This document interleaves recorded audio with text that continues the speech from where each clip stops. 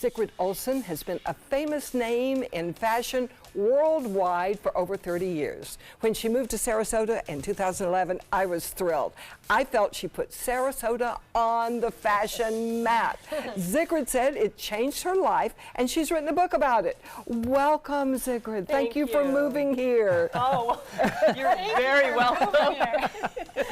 That's always nice to hear. Yes. Yes. I felt like, oh, wow, we're high fashion now because Sigrid's here. Oh, thank you. So tell us about this book you've written. Well, this book is called My Life Redesigned. It's about my reinvention. I had a few catastrophes happen, and sometimes you look at these things and have to be grateful because it makes you see life in a different perspective. Now, I look at you and say, this woman has everything. High fashion, she's a world citizen, she's done everything, but you went through some bad times, right? Yeah, I mean, we all have gone through bad times, but I had a kind of a trio of catastrophes. I first had breast cancer, and I was working nonstop. I was a workaholic. I like to call myself a creative compulsive, not workaholic. That's nicer.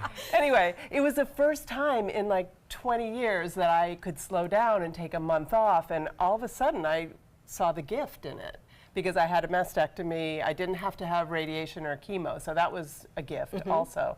But I got to see, you know, what life is like when you slow down a little bit. And then the second one was when my business closed in 2008.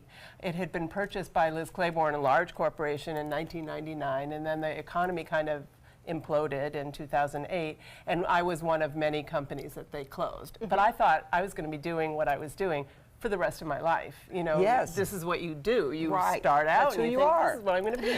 Exactly, that's who I am. And they owned the rights to my name, so I couldn't use my name for quite a while in relation to fashion. So that was a little bit of an existential crisis and identity. Plot twist. Yes, Call a it little a plot plot twist. Yes. So then in 2013, after I moved here, my husband passed away suddenly riding his bike out on Longboat Key. He had a heart attack. And that somehow gave me the courage to go to the corporation and ask if I could have the use of my name back. And 9 months later, I was able to do that. So then I started designing clothes again. But that's really not what the book is about. The book is about finding the beauty and the magic in the smallest things when your life feels like it's falling apart. And every obstacle that I've overcome, people often ask me, how did I do it? Well, on the screen right now is the 8 things. And what I find is when I'm feeling out of sorts and unbalanced, I've really not paid attention to some of these 8 things. And there are things like being in nature, moving your body, quieting down, simplifying your life, connecting with other people, finding your community. And all of those things they kind of come naturally when your life starts to fall into place. And when my business closed in 2008, I didn't know what to do. I had a blank slate in front of me, and I couldn't design clothes. I couldn't do really anything. I had a non-compete for 2 years. So With yourself?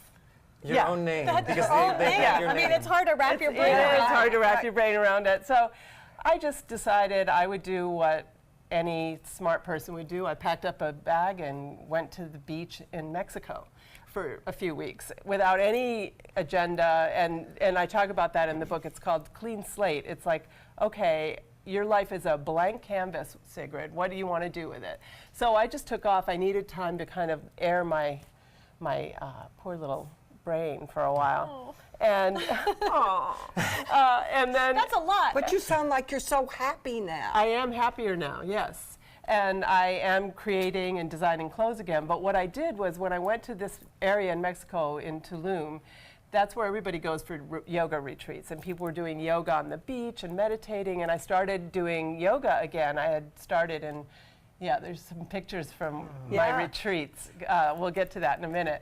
But I went to the beach, started meditating and doing yoga, sketching in my sketchbook, walking on the beach. I really didn't have any other responsibilities. And I decided then and there that I would do my own retreats and bring people to places, beautiful places like Tulum or Tuscany or Provence. I have Provence coming up in September. And help them find the beauty in their own lives. Oh, that's what we need so much. Right. Thank you so much. And you can find Sigrid's new book on her website and on Amazon. And you can also visit her website to follow her fashions and her home decor lines. And don't miss her book signing. It's going to be at Art Ovation Hotel on June 13th. Next, we'll tell you where to find a big Memorial Day celebration.